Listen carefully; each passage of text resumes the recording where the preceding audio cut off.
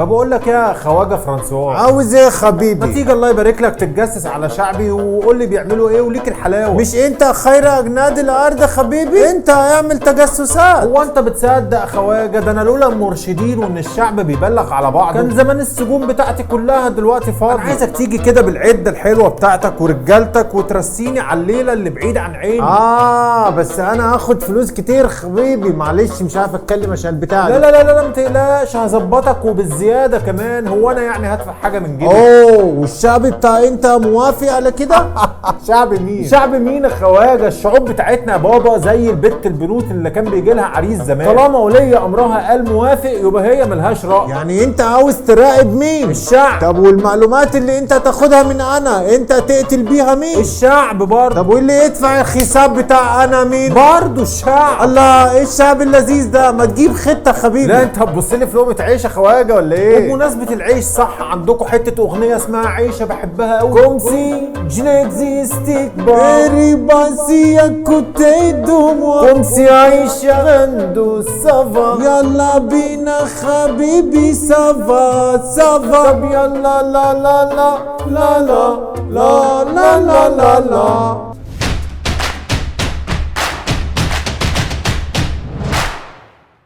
إنه في يوم 13 سبتمبر سنة 2015 كان في 16 سايح مكسيكي معاهم مرشد سياحي من شركة ويندوز اوف ايجيبت والمخبر شعبان كحراسة من الداخلية، وسواقين طالعين باربع عربيات تويوتا لاند كروزر دفع رباعي كانوا متأجرين من شركة صحارى ايجيبت. كانوا في طريقهم إلى الواحات البحرية في صحراء مصر الغربية، حيث الرمال السوداء بقى وجبال الكريستال والصحراء الجيرية البيضاء وسحر الطبيعة وكده. ولكنهم حوالي الساعة 3 العصر يا مولانا جاعوا كده، فوقفوا عشان يطلعوا الاكل وياكلوا لهم لقمه وبعدها يكملوا. وما هي الا لحظات يا مؤمن، واذا بطيارات F-16 واباتشي طخ ديش بوم تفرم الفوق بعربياته فيموت 12 منهم 8 مكسيك و4 مصريين، ده غير اصابه 10 تانيين باصابات تعجيزيه. قديمة يا مولانا قديمة، وثقلك افلست خلاص وعمال تعيد وتزيد في القديم. اتقل يا عم الناس، جاي لك انا اهو. طلعت وزاره السياحه بتاعتنا وقتها وقالت لك ان السياح هم اللي غلطانين لانهم دخلوا منطقه محظوره بدون تصريح. راحوا الناس مطلعين لهم التصريح وقالوا لهم اتفضلوا ادي التصريح اهو. راحت الداخليه بتاعتنا مطلعه بيان وقالت معلش اصلهم اتقتلوا بالخطا واحنا كنا بنحسبهم ارهابيين. فراحوا الناس قالوا لهم حضرتك احنا اتدربنا باباتشي وF-16 يعني ده شغل جيش مش شرطه، انتوا ايه دخلكم؟ راحت وزاره الخارجيه قالت لك معلش والله اصل كان في شويه ارهابيين كده في المنطقه وما كانش صح يعني ان السياح دول يروحوا هناك وقتها. فالسياح قالوا لهم الله طب لما هو ما يصحش انتوا اديتونا تصاريح ليه؟ انتوا فين الجيش بتاعكم اللي ضربنا وضربنا ليه؟ هو ما بيتكلمش ليه؟ كل تصريحاتكم دي تبلوها تشربوا ميتها، احنا عاوزين تصريح الجيش. ولكن حضرتك ومع صوت صرصور الحقل كان المتحدث العسكري بتاعنا بعافيه حبتين، واذ بعدها بسنه واحده تلاقي الخبر ده في الصحف العالميه وملوش حضرتك اي وجود في الصحف المصريه. مصر دفعت 420 ألف دولار كتعويضات دفعه اولى، ولسه كمان دفعتين بما يعادل 1.5 مليون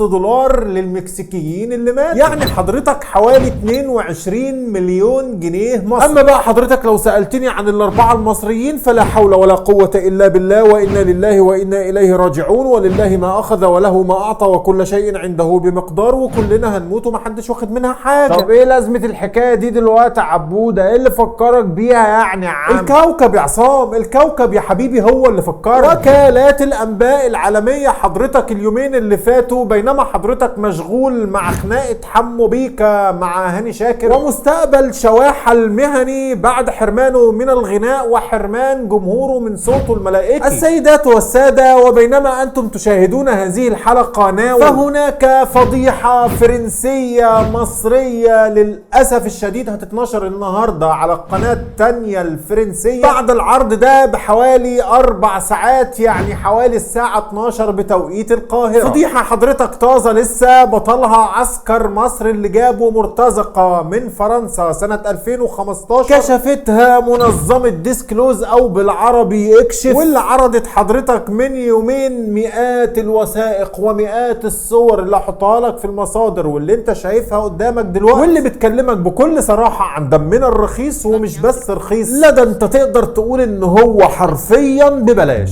Un avion de l'armée égyptienne survole le désert. Quelques minutes plus tard, il frappe un pick-up conduit par des civils. Une exécution arbitraire dont l'État français s'est rendu complice. Disclose a obtenu des centaines de documents secrets issus du plus haut sommet de l'État. Notes de l'Élysée, de la direction du renseignement militaire, du ministère des Armées. Cette fuite sans précédent révèle les dérives d'une opération de renseignement clandestine en Égypte. Nom de code, Sirli.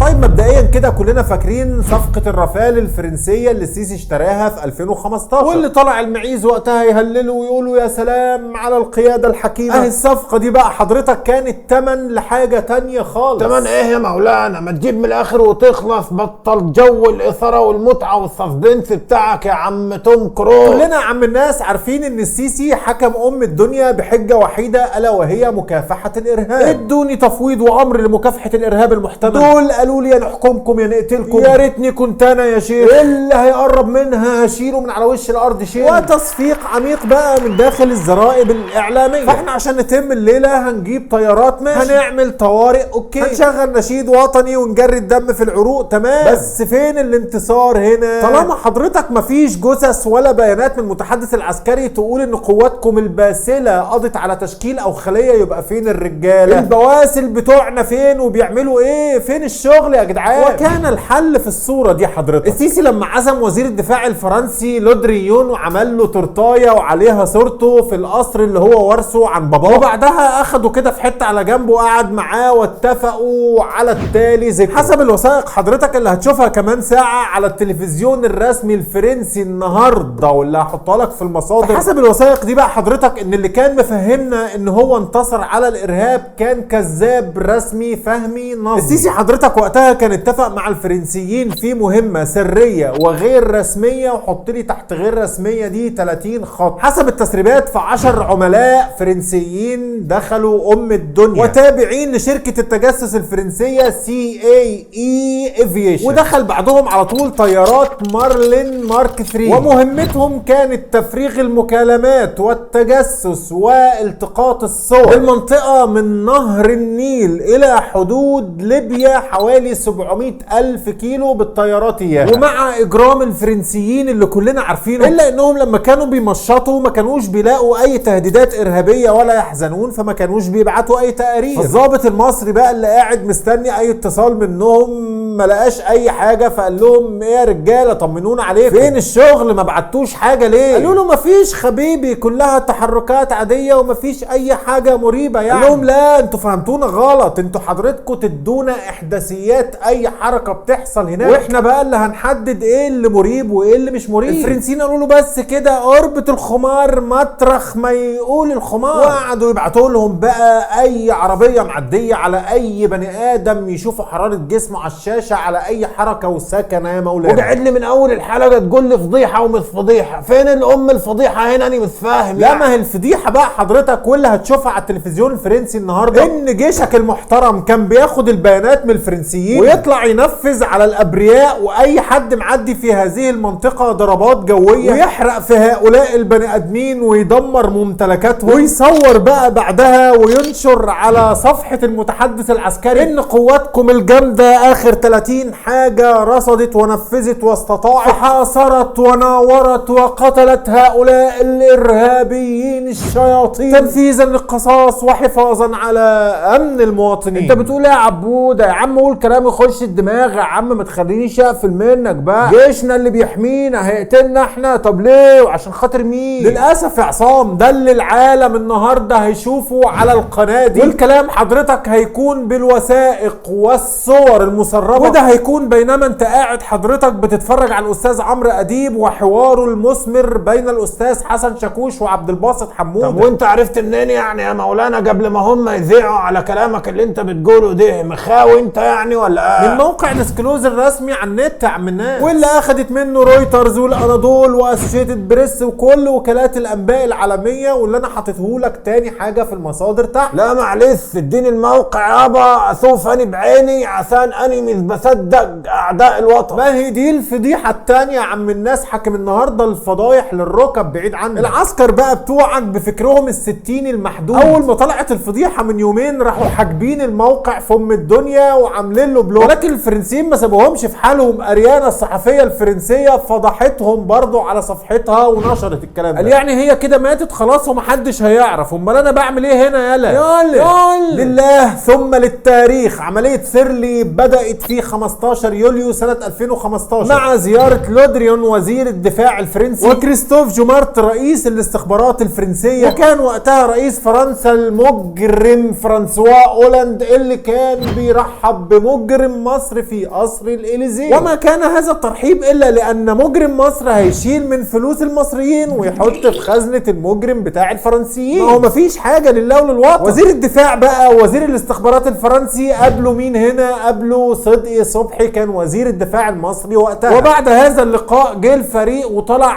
على قاعده مرسى مطروح الجويه وادار منها كل العمليات. وهذه صوره المارلين مارك 3 في قلب قاعده مرسى مطروح الجويه. وبتاريخ 20 ابريل سنه 2016 بعت فريق سيرلي اللي موجود في مصر تقرير للمخابرات الفرنسيه العسكريه، وهتلاقوه منشور النهارده في الفضيحه. بيقول ايه بقى؟ بيقول لهم خلي بالكم يا جماعه، العسكر اللي احنا بنساعدهم في مصر دول لا بيحاربوا ارهاب ولا نيله، لانهم بيضربوا اي شيء متحرك في منطقه خاليه تماما من الارهاب. والله ده كلام الفرنسيين. وده حضرتك تقرير تاني في 28 سبتمبر سنه 2016 بيقولوا فيه ان هم عرضوا خدماتهم على المصريين ان هم ينقلوا عملياتهم الى سيناء، واللي النظام بيقول لحد النهارده ان هي مليانه ارهاب عشان يحسوا يعني ان هم بيشتغلوا وليهم لازمه وكده. ولكن النظام المصري رفض تماما علشان يستفرد باهالي سيناء الابرياء هناك ويدبح فيهم برضو زي ما بيدبح هنا، حيث الكاميرات في سيناء ممنوعه. يعني انت عايز تقول يا مولانا ان انت عامل الحلقه دي عشان ال 12 مكسيكي اللي ماتوا من 2015؟ 12 مين يا زعيم الاغلبيه؟ موت المكسيكيين حضرتك هو اللي فضح الضرب العشوائي علشان المصريين ما بيتعدوش، لكن مش هم القصد خالص، ده كان انترو بس عشان تفهمني انا عايز اقول ايه. حسب التقارير وحسب متحدث الرئاسه المصريه رسميا في الفتره دي حضرتك اتدمرت فيها اكتر من 10,000 سياره ومات اكتر من 40,000 بني ادم، كلهم حضرتك اتصوروا على انهم ارهابيين، وكانت كل صورهم انتصار للعسكر على الارهاب اللي مش موجود اساسا. انتوا متخيلين رقم 40,000 ده؟ تقارير ديسكلوز بتقول ان هم ما بين سياح او عمال او سواقين غلابه او على اسوأ الاعتبارات مهربين من اللي بيهربوا كراتين السجاير ومستحضرات التجميل. طيب يا مولانا يعني طلع فيهم مهربين اهو، عايزنا نطبطب عليهم يعني؟ المهرب ده يا عم الناس يا بيتخالف يا بتتصادر بضاعته او يتحبس له حتى 6 شهور ولا سنه، مش بياخد صاروخ يفلقه نصين. وبعدين ده انا بقول لك ممكن يكون يعني فيهم واحد كده ولا كده مهربين، والسياح المكسيكان خير دليل. طب عايزين مثال تاني؟ فاكرين المهندس احمد الفقي اللي كان شغال على طريق الواحات البحريه، واللي لما الميه بتاعتهم خلصت اخد 2 عمال في سياره وطلع علشان يجيب ميه من اقرب بير يقابلوه، والكلام ده حضرتك كان يوم 5 يوليو سنه 2017. فاكرين ايه اللي حصل فيهم ساعتها ولا نسيتوا؟ مهندس اهو ما شاء الله وشغال في مشروعات الدوله. طب دي حضرتك بقى صوره العربيه بتاعتهم بعد ما اخدوا صاروخ راسي من جنودنا البواسل وحرقوا قلب عياله عليه عادي، هو والعمال اللي كانوا معاه، واتفحموا في نفس العربيه، ومحدش دفع ساعتها لعيالهم زي ما دفعوا للمكسيكان. خد من ده كتير بقى ولا يتسع المجال لذكرهم، واحط لك اللي اقدر عليه في المصادر، وشوف انت بقى لو عندك وقت رخص الدم المصري لو كان قدام عينيك. لفت نظري يوم ما المهندس المصري ده مات تعليق من شاب مصري بيقول يعني فيها ايه لما يروحوا 2 3 فدا مصر؟ هو الجيش لما ضربه مش كان بيمشر؟ وده من كتر الارهابيين اللي صنعوهم الاخوان واعداء البلد. عاش الرئيس عبد الفتاح السيسي فده شباب مصر كلنا تحت رجليه بس، وهو يفضل عشان يحارب الارهاب. صاحب الحساب ده حضرتك مصري، في حين ان الفضح العمليه كلها واحد فرنسي لا من بلده ولا من دمه ولا من دينه، ولكن ضميره صحي الراجل وما استحملش ينساش الاجرام اللي شافه وقرر يسيح لهم كلهم. اما محمد ده بقى حضرتك ففي منه كتير قوي، هتشوفهم النهارده بعد الفضيحه ما تتنشر وهم بيبرروا وبيستفوا للعسكر ورقهم ويفرطوا عادي في لحمهم ودمهم ويحملون اوزارا